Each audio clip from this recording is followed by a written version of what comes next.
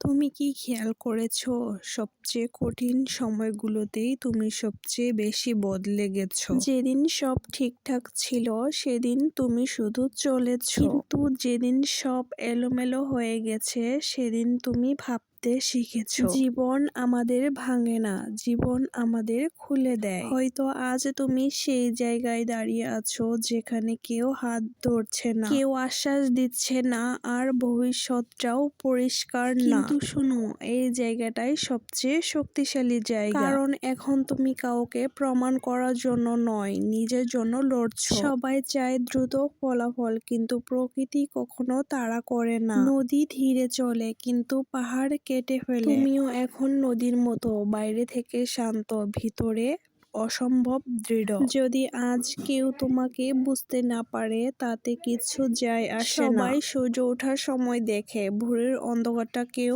মনে